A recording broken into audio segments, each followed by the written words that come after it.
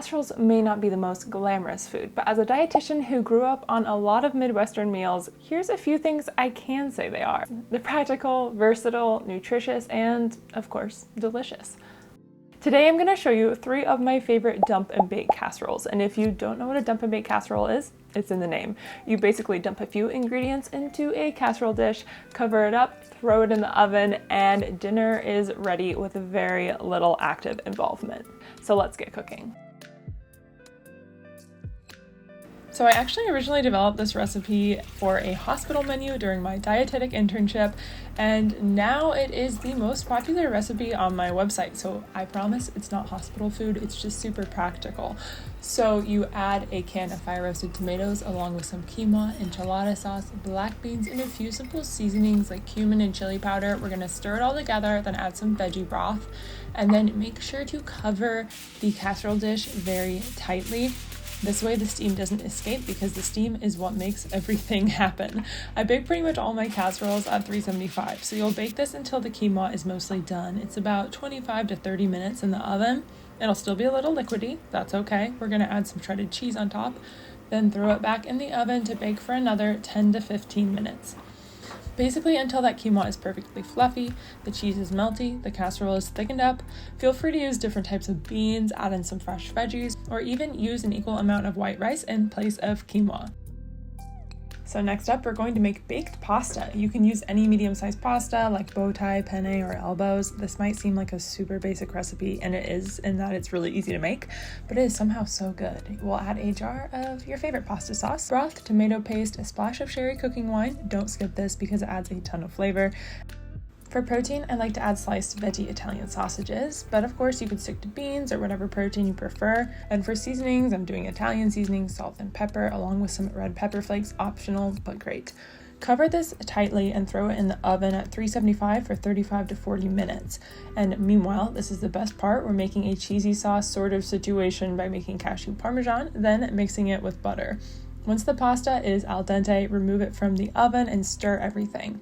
Test a few pieces of pasta to make sure they're all done. Then add some thawed frozen veggies. I like to use frozen here because it's just low prep and practical, but of course you could steam veggies yourself if you prefer. Stir the vegetables into the pasta bake and then top that with the cashew sauce, throw it back in the oven, and bake uncovered until the pasta is perfectly cooked and the sauce is nice and golden. This dish is just so practical and versatile, and you can really make it your own in so many ways.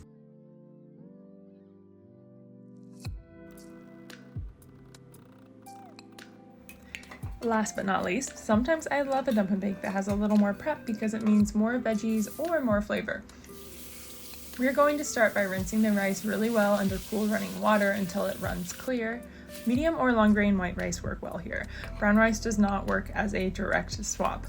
Then we're going to add some zucchini, grape tomatoes, white beans, and grated garlic and ginger to a 9 by 13 inch baking dish. I like to grate the ginger and garlic because it distributes it really well throughout the entire dish. We're also adding some roughly chopped Calabrian chilies. The chilies are optional, they're a little spicy, but not in an overwhelming way. I think they are really important here for the flavor, but I understand if you can't do spice. And we're keeping it basic with just salt and pepper here. You might have noticed in the other videos, I like to use veggie bouillon, or better than bouillon, vegetable paste. It's affordable and flavorful, and you just dissolve it in water to make vegetable broth. We're also adding kale, and you'll want to put that on top of the other ingredients because I found while testing that if you stir it into the other ingredients instead of layering it on top, it makes it so that the rice cooks unevenly just because it has such a big volume, and we don't want that. So then you'll cover tightly and bake at 375 for 25 to 30 minutes or until the rice is cooked through. Now you can stir everything together. Top with a little bit of the oil from the jar of chilies, optional but recommended, and add a sprinkle of feta. Then you'll return it to the oven to melt the cheese for just a few minutes. I like to finish it off with some lemon juice and lemon zest to brighten up the flavors, but otherwise that is it.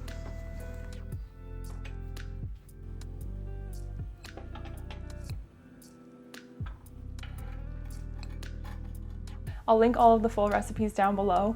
This is just 3 recipes of more than a dozen dump and bakes, so you can definitely find more on the blog. I've just kind of accepted that My childhood nickname of casserole has come true. I love casseroles, I'm accepting my fate, and I will become the queen of vegetarian casseroles. If you want more videos like this, if you want a part 2, let me know.